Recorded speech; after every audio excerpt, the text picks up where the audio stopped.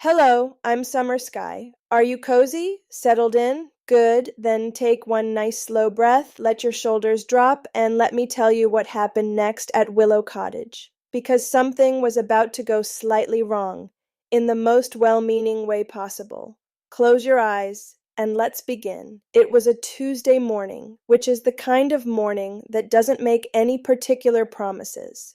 Not a Friday, not a Monday. Just a Tuesday, quiet and golden, with the curtains moving a little in the breeze. Rosie was reading on her bed. Old Bear was propped beside her, which was his preferred position for reading, not that he read exactly, but he liked to be nearby, which Rosie had always thought was exactly the right approach to books. Mimi was on the windowsill, watching the garden. She was always watching the garden. Rosie glanced at her. Mimi did not glance back. She was busy. Then Sam appeared in the doorway, which he did at speed, as he did most things. "Pip's at the apple tree," he said. Rosie looked up from her book. "How do you know?" "Biscuit's going absolutely berserk by the back door," said Sam. "And there's a note." "A note?" "Well," said Sam, "it's more of a leaf, with scratches on it, but I think it's a note." The leaf was in fact a note. Once you tilted it the right way and squinted slightly, the scratches resolved into something that looked very much like "Come through, important, urgent, very urgent, also bring biscuit."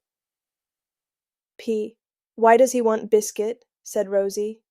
"Pip always wants biscuit," said Sam, which was true.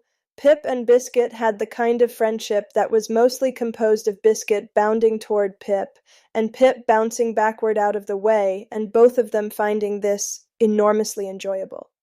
They went through the little door. The meadow on the other side was warm and bright, the grass long and sweet-smelling, bees moving slowly from flower to flower, as though they had all the time in the world, which, on this side of the door, they perhaps did. Pip was at the hawthorn bush. He was not bouncing. This was immediately noticeable, because Pip was almost always bouncing. He was sitting very still, both ears flattened slightly, and he was looking at something in his paws. "Pip," said Rosie, "what's happened?" Pip looked up. His expression was the expression of someone who has done a thing, and is now fully aware that they have done a thing, and would very much like to explain it in the most favorable possible light before anyone else does. "I borrowed something," he said. "From where?" said Rosie. Pip pointed into the wood. Rosie and Sam looked at each other. "Pip," said Rosie carefully, "what did you borrow?" Pip opened his paws. Sitting in his small brown palms was a seed pod, or something shaped like a seed pod, oval, smooth, no bigger than a walnut.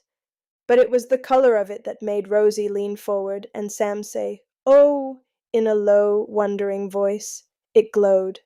Softly, gently, the color of late afternoon light through amber.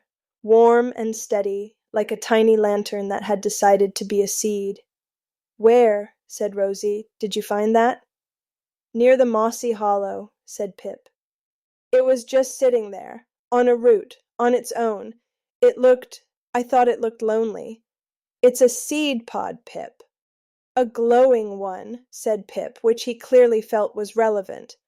"How long have you had it?" said Rosie. Pip's ears went a little flatter. "Since last Thursday."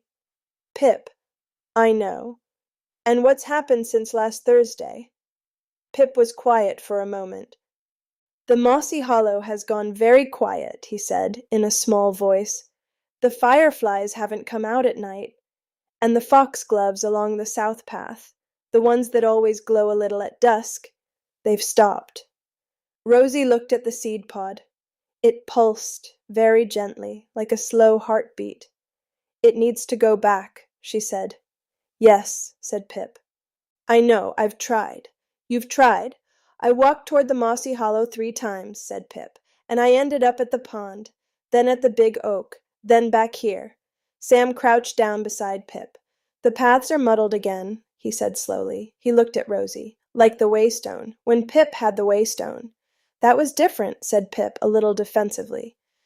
"Pip," said Sam, You borrowed a glowing thing from the wood, and now the paths don't work.